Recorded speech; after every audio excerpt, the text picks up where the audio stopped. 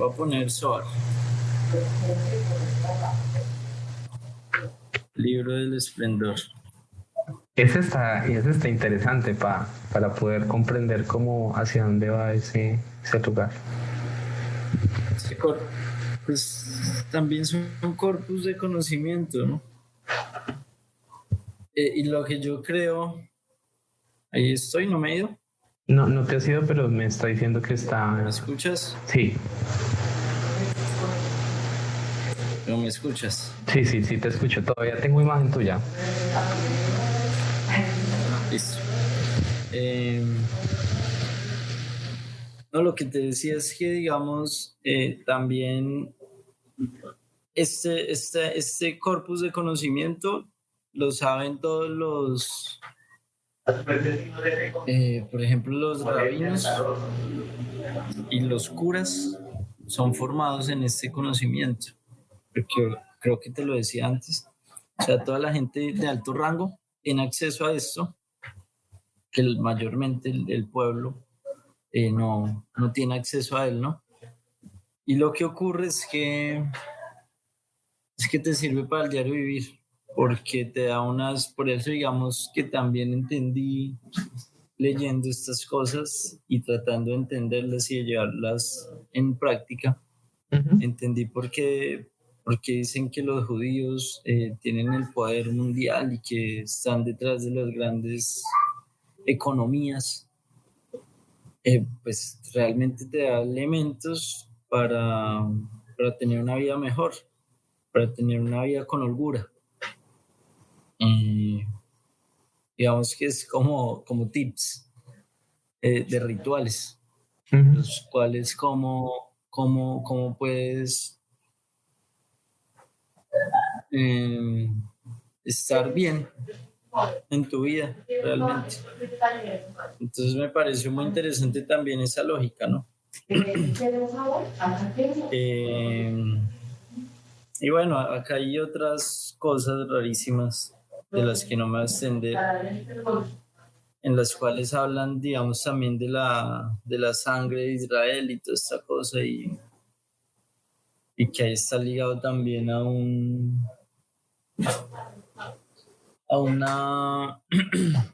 racismo, ¿no? Y todos estos elementos, pero que, digamos, ahora yo comprendo más que nada en capacidad de, digamos, personas que se meten a todas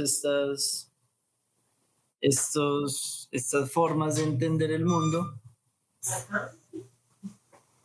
Creo que tienen un proceso espiritual muy diferente que las que no les interesa.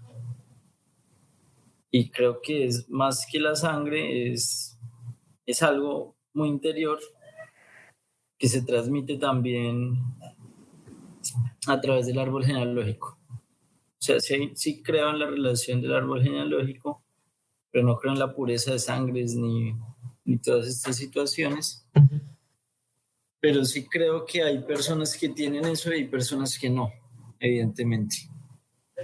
Que nunca les hace clic algo para llevar una búsqueda más allá, por ejemplo. Y que simplemente se conforman con el estar y el ser cotidiano, digámoslo así, ¿no? Y está muy ligado esto a lo que te decía de lo que te decía al inicio, lo que te decía en el inicio, no, hace un rato, de que me he dado cuenta de... ¿Qué te pasa? Me he dado cuenta de... ¿Qué pasó? De Luciana corriendo. Okay.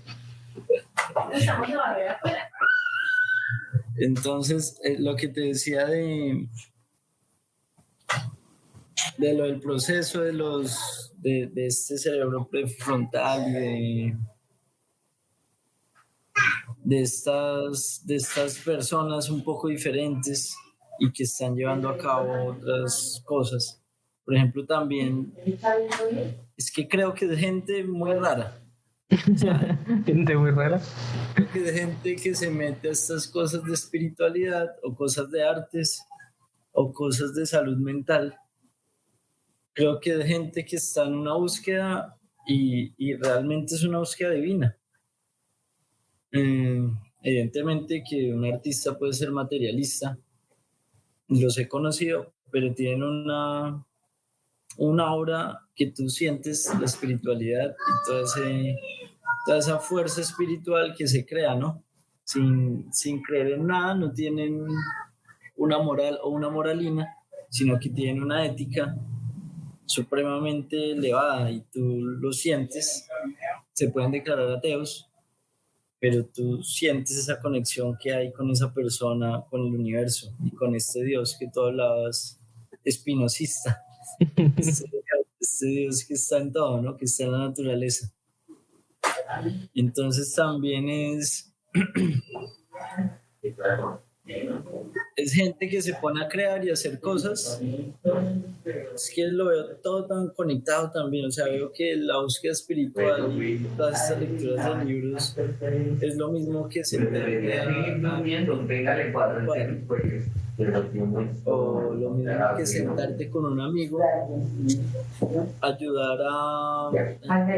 hemos hablado mucho de Jodorowsky, ¿no? Por ejemplo, que hace Jodorowsky, sentarse con alguien a leerle su tarot, de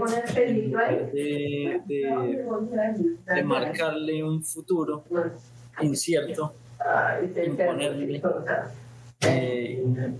sentarse con él y hablar de los problemas presentes y de buscar una solución saludable, ¿no? De ayudarlo a transitar esa cosa que lo aqueja, esa patología, ya sea, o esa enfermedad que tiene un desconocido o un amigo. Entonces por eso a Jodorowsky también lo veo tan completo, ¿no? Porque es el artista total, ¿no? O sea, no es artista y es lo que era en principio el chamán, ¿no? Y ahí es donde ya entramos a jugar con lo que tú planteas de por qué en este momento ciencia por un lado y arte por el otro, que es la diferencia que es la alquimia, ¿no? Que es el elemento alquímico en potencia y es el cruzar estos mundos, ¿no? Y el llegar al oro. Llegar al oro a través de estos dos conocimientos que no están nunca separados y que el chamán era el médico y también era el creador de la tribu y era el guía y era el chamán y la chamana porque era el aspecto masculino y el aspecto femenino. Entonces es muy bonito porque era arte, ciencia, feminidad, masculinidad y todo en un conjunto. Evidentemente entramos al tema del patriarcado. Y entonces cuando se empieza a imponer una figura falocéntrica y se empiezan a olvidar otros temas que son más femeninos. Por ejemplo, el arte en su mayoría es una sensibilidad más femenina, de algún modo. Y eso es evidente, y también digamos que espiritualmente tú comprendes también el mundo del arte, de las artes plásticas, y tú sabes, está poblado de personas que no están dentro de esta heteronormatividad, y es porque es gente que logra en sí misma combinar tanta variedad o combinar tanto su ser masculino con su femenino que evidentemente optan por otras formas de sexualidad, ¿no? Uh-huh. Y entonces ahí es donde yo te digo que es gente que no está dentro de lo normativo, ¿no? Y también tú ves, no sé si me estoy yendo mucho por las ramas, también tú ves, digamos, por ejemplo, en la actualidad, cómo los chicos han cambiado el mundo. Eso es otra cosa que no hemos hablado, pero que a mí me interesa mucho y es la efebolatría. Yo le puse ese término. ¿Qué es eso? Que es la oda a la juventud, ¿no?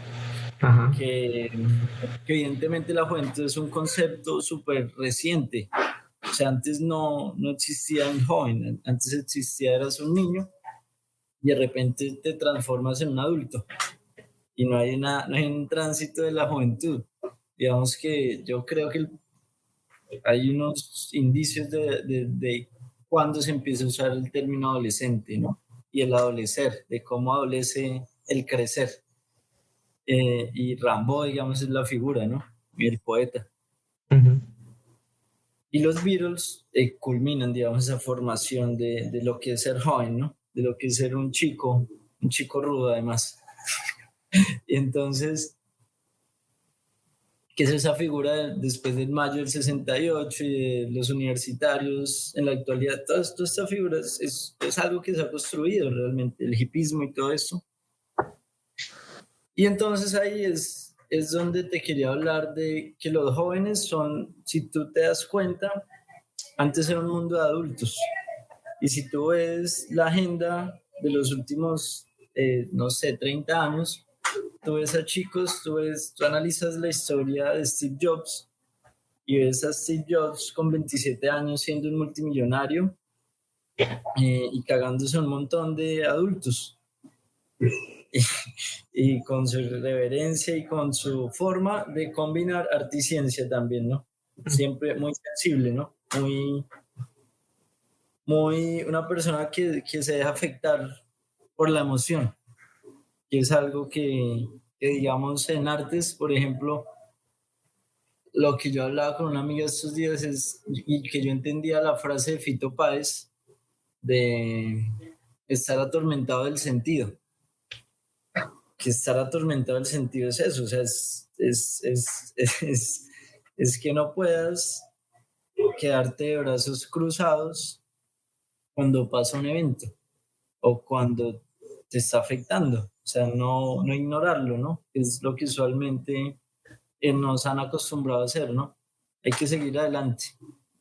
Y el artista creo que como tiene toda esta capa nerviosa ahí latente, entonces la emoción está ahí. Entonces, lo que te hablaba era de estos muchachos de Jobs, Elon Musk, entonces toda esta gente, estos genios multimillonarios de Silicon Valley, son pelados.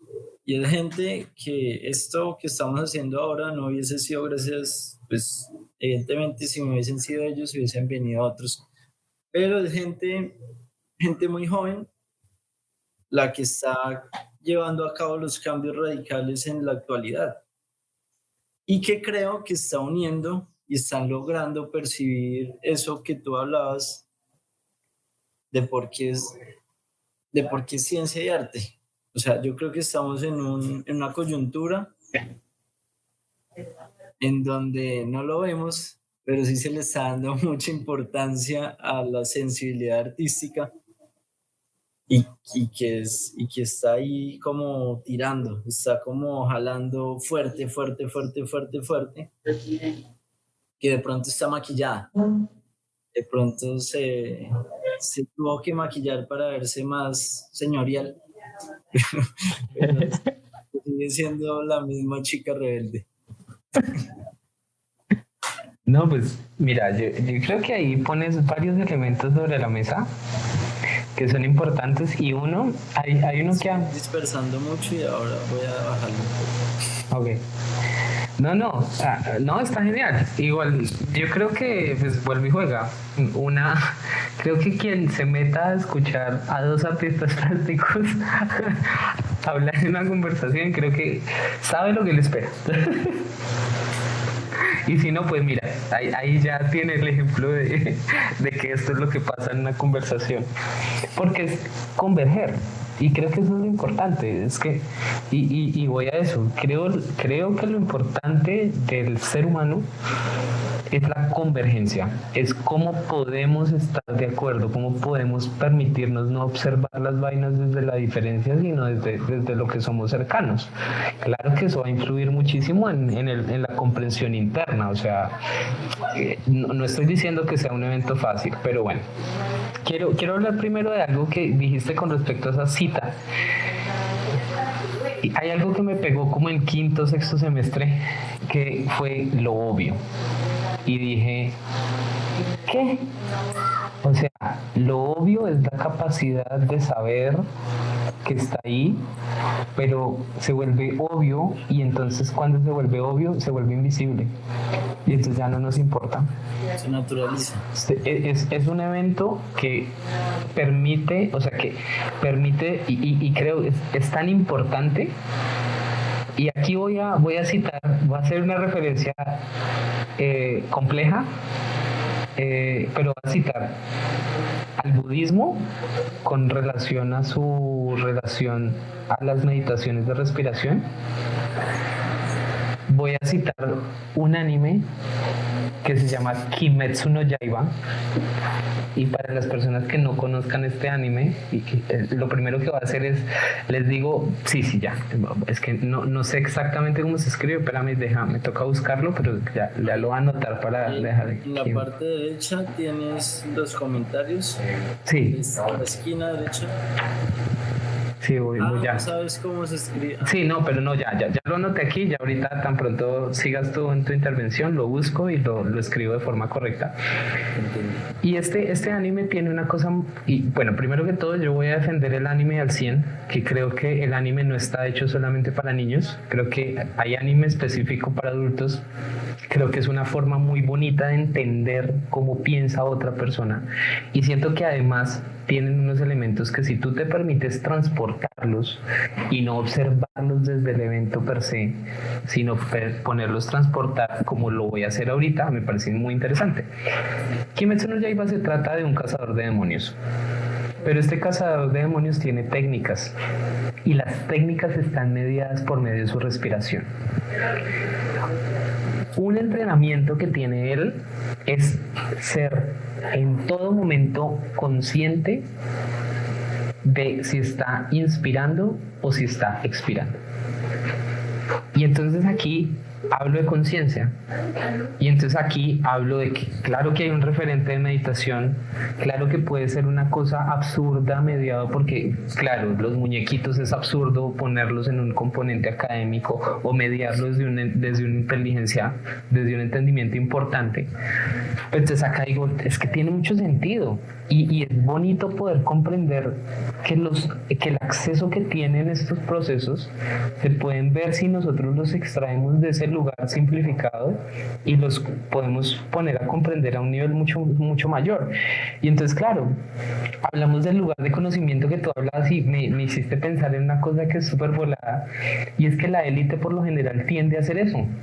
La élite tiende a tomar los libros y tomar las informaciones y esconderlos porque son muy importantes. Pero aquí también hay una reflexión que me parece muy chévere de la pedagogía, y es que una persona solamente necesita querer aprender para poder aprender de lo que sea que tenga en su entorno.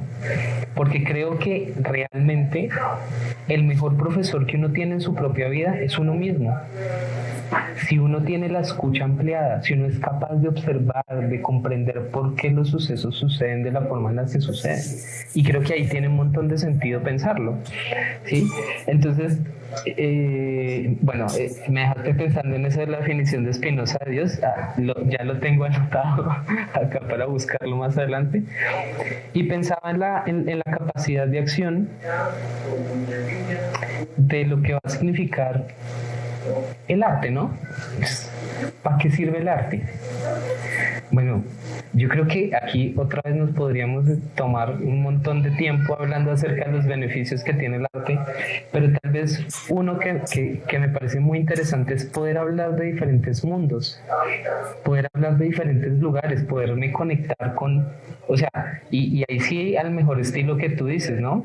Pongamos cualquier película de Hollywood de los Avengers y poderse plantear aquí, por lo menos principalmente y puntualmente hablar hablando de la imagen, poderse plantear los planetas que se crean, los viajes dimensionales que se crean, y yo creo que es una pasada poder disfrutar eso, y eso nos lleva al entretenimiento, y entonces hay que definir qué es entretenimiento, y es que nosotros no podemos ver una película pensando que la película es entretenimiento, porque si nosotros nos estamos entreteniendo, no estamos siendo conscientes.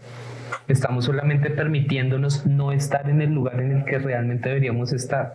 Entonces pensamos que ver Netflix es poner Netflix y acostarnos a dormir y no prestarle atención a lo que está pasando. Pero es que si tú te pones a ponerle atención a lo que está pasando, ya no es entretenimiento.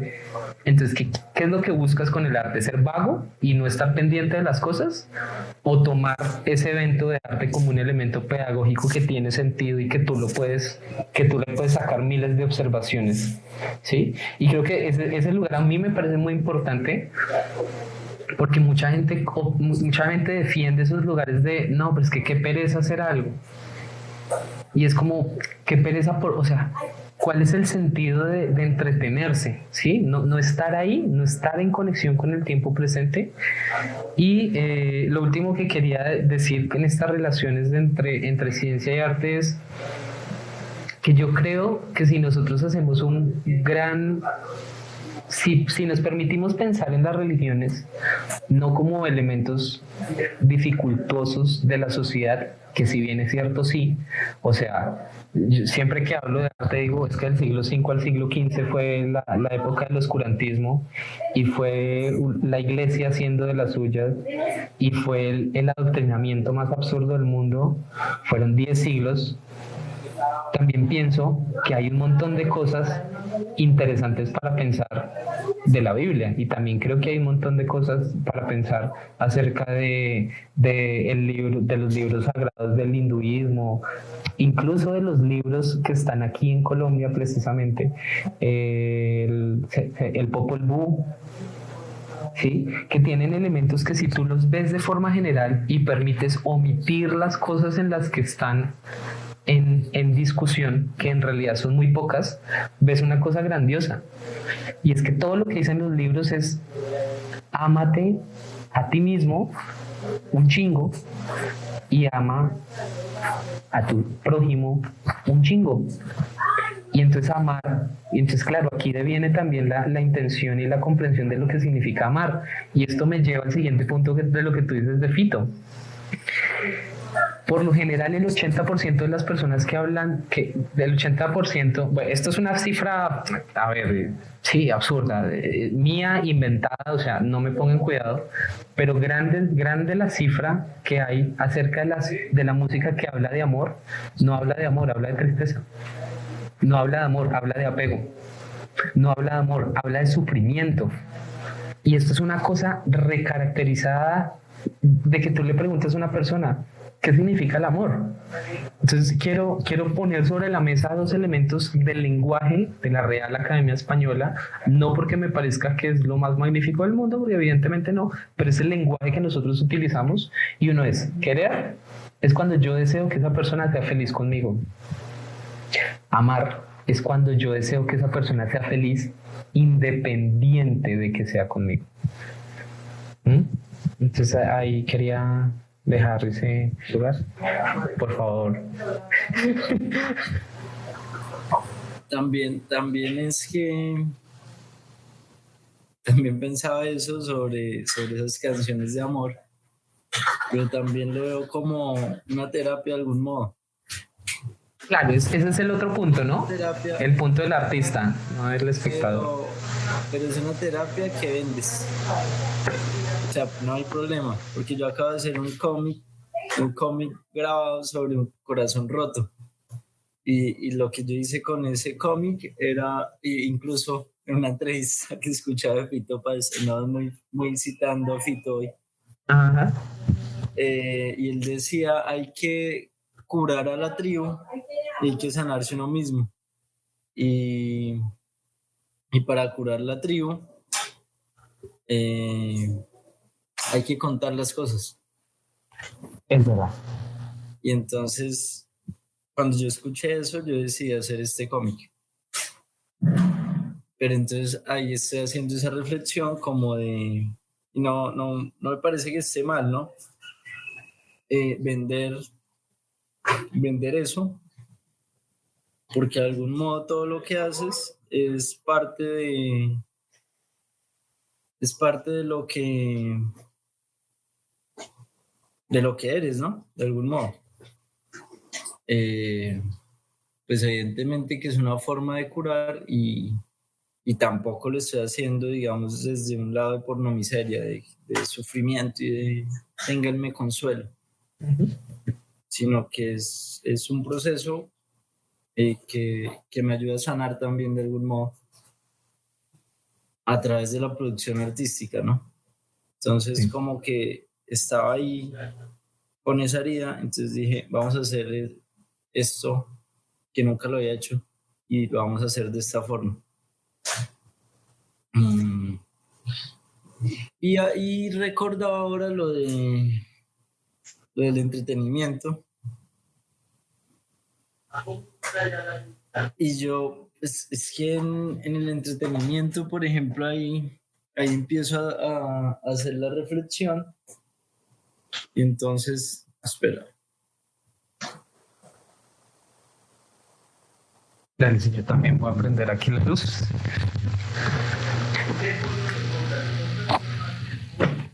Chica.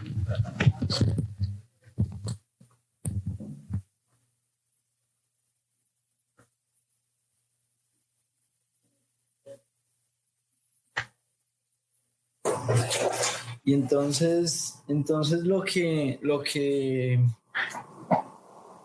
pensaba en cuanto al entretenimiento, espera que es que me perdí, es que Tranqui.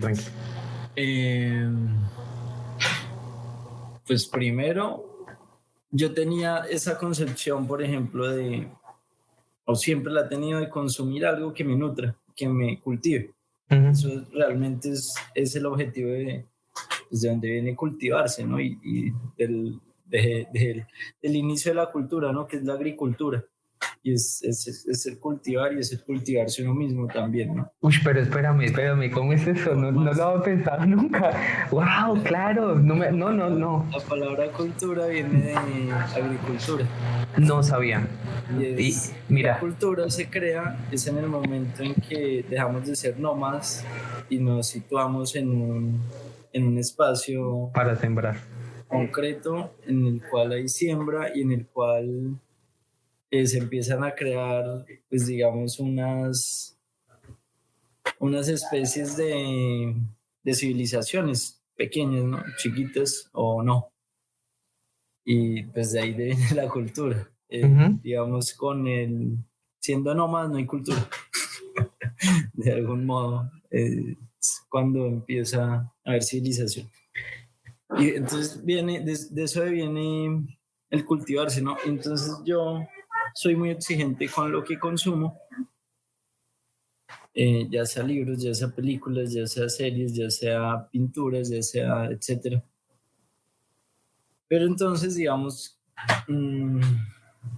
que eso me lleva a una reflexión, por ejemplo, estando en pareja, de toda esa reflexión de que ciertas películas viésemos.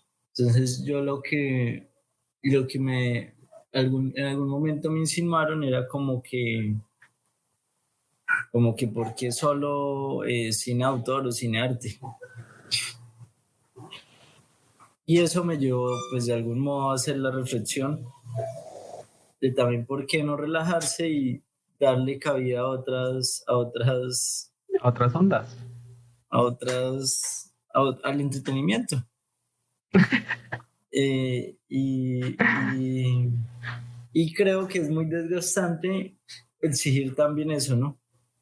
Y estar diciendo como, no, es que hay que ver algo que nos haga reflexionar. O sea, sí, bien, pero también creo que estoy en el momento en el que estoy más relajado. O sea, como que también se vuelve un dogmático de solo hay que ver eso.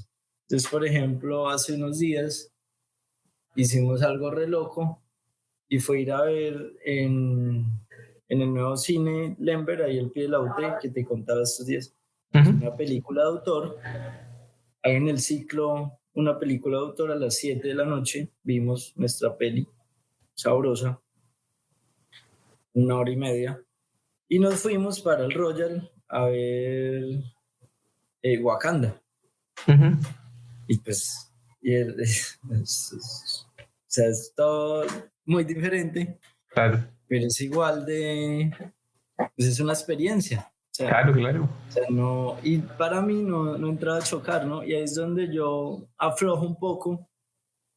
Antes era más radical y más underground, digamos, con solo esto y esto tan comercial, no, porque eso huele mal. Y entonces como, también hay un montón de cosas. Y me entero que ayer Scorsese dijo, y Scorsese que es uno de mis grandes ídolos, dice Scorsese como, Scorsese dijo que el cine de superhéroes era una mierda, ¿no? Hace como 5 años, no sé hace cuánto. Eso causó una controversia gigante y todo el mundo se le fue para encima, todo el mundo lo aplaudió, etcétera. Y pues Scorsese es un monstruo que tiene 80 y tantos años y no dirige sentado, dirige al frente y entregándolo a todo. O sea, hay un análisis de los artistas que tienen entre 10 y 5 años de creación lúcida. Después pues, ya viene un proceso de decaimiento, de cosas más dentro del status quo. Mientras que si tú ves la carrera de Scorsese, es un riesgo, es Scorsese tomando riesgos hasta la actualidad. Sí. Que es inusual, eso no pasa. Entonces, y pues lo comparan con Spielberg o con otros de su generación, y pues son Coppola, entonces son directores que ya están en su sitio y dirigen de otra forma, no el estilo de Scorsese en la actualidad. Entonces él hace esa declaración y ahora, ayer, pues sale, no sé cuándo fue la noticia, pero ayer la leí, y dijo como, no, es que Era broma.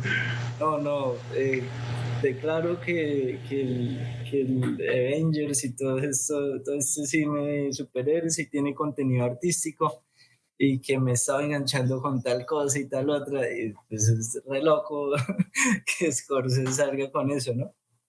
Y también me parece bonito, ¿no? Porque es dejar de entrar también en guerras. Sí, Que es hay verdad. que hay que darlas a veces, si son pertinentes a veces, pero que evidentemente es como algo global. Y por ejemplo, no sé si estoy hablando mucho de cine, pero por ejemplo yo veía, no sé cómo es que se llama, el chico del paseo, Dago García, que es lo más comercial que tenemos en Colombia, ¿no? Y que pues evidentemente la mayoría de personas que nos gusta otros tipos de cine no vamos a ver el paseo, ni siquiera en el televisor. Ni siquiera porque nos regalen 10 millones de pesos. Nos parece una mierda. Pero este tipo es clave, digamos, en una película como El abrazo de la serpiente. Y brinda un patrocinio y lleva un proceso y todo chévere. Pues hay que gente que está haciendo cine de autor y que le debe mucho al mainstream.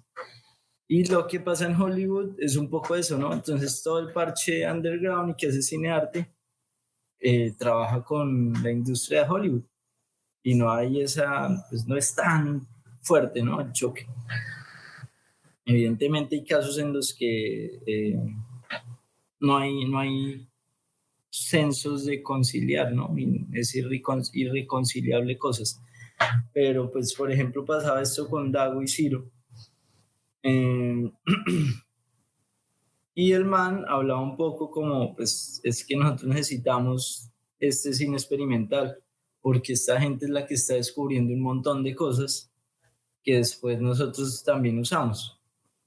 Entonces también son muy conscientes de esa retroalimentación que hay, ¿no? O sea, tú me das y yo también tomo ahí. Y te doy esto, pero también estoy consumiendo esas partes experimentales.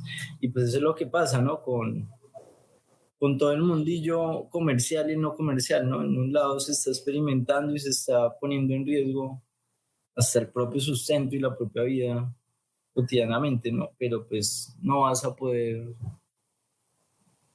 si quieres estar del otro lado, pues no vas a hacer nada que te llene realmente, ¿no? A no ser que seas Martin Scorsese y que estés mediando cosas. Entonces, por eso me interesan mucho las figuras de los mediadores, porque estar entre dos mundos tan diferentes es algo Es jodido. muy jodido y tienes que ser muy inteligente además, porque son mundos, o sea, son mundos gigantes y son planteamientos, son ideologías, son lenguajes que cada uno tiene y que estás en el medio. Y ahí volvemos a la ciencia del arte, por ejemplo. Y es estar ahí entre ellos. Es la figura del artista, que creo que es a lo que tú apuntas, es la figura del artista o del creador que está tomando estas dos cosas para ayudarle para ayudar al ser humano realmente. Es más allá de ser artista, ¿no? Es ser humano o ser humanidad. Entonces son cosas muy raras y muy locas que realmente pues a veces uno las toma muy radicalmente, pero que si uno hace una reflexión también de esas radicalidades, pues se da cuenta que a veces hay que abrirse a un montón de situaciones. Yo pienso que tú mencionaste varias cosas. Pienso en que comprender el proceso es un lugar que nosotros tenemos mucho que ver.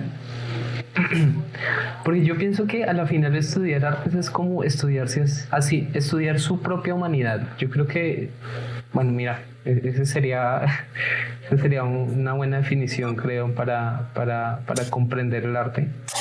Y es que todas las personas que se inmiscuyen a una academia de arte, creo que se estudian a sí mismas porque a la final el arte habla de emociones y habla de sentimientos, y creo que esto solamente es evidente cuando se hace. O sea, creo que también es complicado hablar un poco de esto porque esto es como, supongo yo que sería comparativo a cómo así dos médicos le están explicando a alguien que no es de medicina cómo se hace un diagnóstico, ¿sí? Y creo que no es por un problema de lenguaje, es por un asunto de experiencia. Es comprender que cuando tú estás sentado o estás con la cámara en tus manos y estás grabando, hay un montón de cosas que descubres y te vas descubriendo a ti mismo qué te gusta, cómo te gusta, cuáles son las relaciones que te llaman la atención, cuáles son tus temas recurrentes, cuáles son tus emocionalidades que te gustan tanto pintar o dibujar. Y pienso que en este sentido es muy importante porque el arte da cuenta de eso, ¿sí? El arte da cuenta de que el proceso, o sea, no es el mismo dibujo que te haces un día a cuando terminas primer semestre, y eso se ve a medida que pasa el tiempo, y entonces tú comienzas a ver que la línea se vuelve más perfecta, la mancha tiene una forma más fácil para ti de comprender. Entonces creo que esto va a ser muy importante dentro del trabajo de arte, creo tal vez lo más importante, porque nos enseña a observar, a poder comprender de dónde venimos, hacia dónde vamos. O sea, me parece igual que se vuelve sumamente existencial, porque a la final, claro, sales de artes y te encuentras dale. Pero ahí yo te cito a ti. para llevarte la contraria. A ver, dale, Que bótate. ahí, por ejemplo, tú me dijiste una vez que nos encontramos, que yo te dije como, no, es que la pintura es pensamiento, el dibujo es pensamiento, algo así. Me dijiste, sí, exacto, pero hay gente que no se da cuenta de eso. Entonces, Claro. por ejemplo, toda En esta este caso, reflexión puede sí, haber gente que nunca. claro. Estamos, o bueno, supongo yo que estamos hablando desde el lugar de la conciencia, ¿sí? Entonces, desde el lugar de la conciencia, o sea, desde el lugar de decir, o sea, a ver, también hay que aclarar una cosa, ¿no? Si uno se mete a estudiar artes plásticas y visuales, no existe un empleo que contraten este lugar, ¿sí? Hay otras relaciones, pero no esto, ¿sí? O sea, tú no consigues un empleo de se busca un artista plástico. No, eso no pasa. Yo, lo más cercano que lo he visto es docente en artes plásticas y visuales, ¿sí? Y evidentemente pues hay otras relaciones que se pueden acercar, se busca fotógrafo, dibujante, retratista, ayudante curador, ayudante de museología, bueno, bla, bla, bla, bla, bla, bla. Pero claro, no, lo que tú dices es cierto. O sea, aquí yo lo que estoy planteando es un lugar desde la conciencia, desde observar y decir, vale, quiero hacerlo. Sí, tengo la intención de de ponerme en este lugar para hacerlo. Las cosas no se hacen. Es que por eso mismo te iba a decir ahorita, esta cita te la iba a decir antes, pero ahora suena perfecto. Y es que me encontré una vez con un chico ahorita hablando de esto de hablar locura. Y me dice, tan chévere sería dibujar, pero no, es que yo no puedo.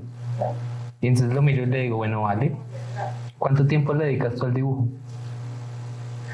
Y entonces se queda mirándome. Y yo no sé, porque siento que sí hay gente que tiene la percepción de que cuando uno dibuja es como que te levantaste un día y Dios tocó tu cabeza y entonces ya eres dibujante. ¿Sí? Y pienso que esto se debe, y creo básicamente que esto se debe a que los procesos educativos no llevan procesos serios artísticos. ¿Sí? El profesor de artística es un profesor que no tiene realmente muchas veces una concepción de comprender a profundidad lo que esto puede cambiar y todo lo que puede permitirle hacer sentir a las personas. Entonces en este proceso, claro, estoy hablando básicamente del lugar de la conciencia, del lugar de darse cuenta de lo que está sucediendo. Entonces vuelvo otra vez bueno, de lo de la pedagogía, ¿no? Entonces, claro, la gente tiene la percepción de que uno nace aprendido de esto. Y se vuelve un problema también porque es lo mismo, esto por ejemplo no pasa en Colombia, pasa en otros lugares donde por ejemplo las artesanías son muy caras y la gente las compra, ¿sí? Porque la gente entiende la percepción de que, por ejemplo, hacer una manilla puede ser la cosa, o sea, es una manilla de 19 centímetros de tela, 3 colores, ¿sí? Y la gente dice, ¿me van a cobrar a mí 3,000 pesos por eso? Y yo lo primero que le diría es, inténtela hacer. Y después de que la intente hacer, intente que en los primeros 3 intentos le quede bien, porque no va a quedar bien, porque son procesos que de verdad necesitan un proceso disciplinado y necesitan un proceso consciente. Es que no es fácil, eso no sale porque sí.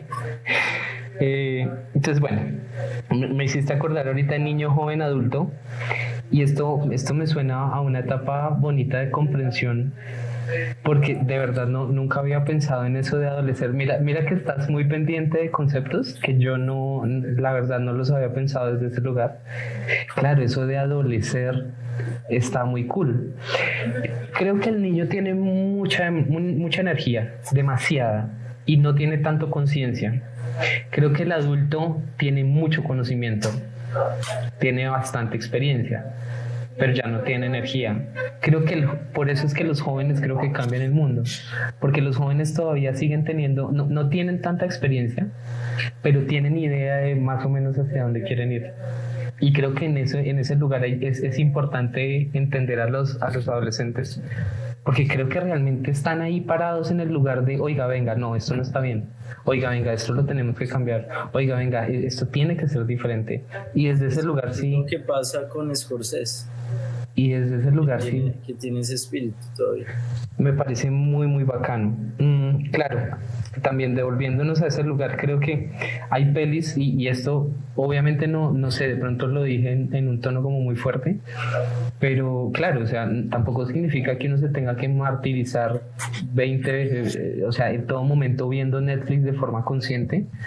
Igual creo que sí, pues vuelvo a jugar, las meditaciones a la final son eso, un ejercicio para ayudarnos a comprender en todo momento la conciencia, pero hay películas de películas, ¿no? Entonces por eso yo decía, Avengers me parece que es una película muy buena en imagen. Hay una película que creo que te nombraba de terror que se llama Dabe, que es una película turca. A mí me gusta esos trabajos a veces de horror. Bueno, primero quiero hacer la distinción, ¿no? Que la gente muchas veces lo confunde. Terror es el miedo infundido por los humanos y por eso se llama terrorismo, cuando hay conflictos pues de gente violenta y esto. Y el horror es el miedo influido por cosas que no son humanas, ¿sí? Que son extraterrestres, aliens, demonios. Y entonces en esta película nos muestran un exorcismo turco. Y a mí me parece flipante esto, porque si a ti no te da miedo una película una película de terror, mira, iba a colocar una peli de terror, horror. ¿Esa está en Netflix? Está en Netflix, Dabe. Cualquiera de ellas te las puedes ver sin necesidad de verte la anterior, no tienen orden.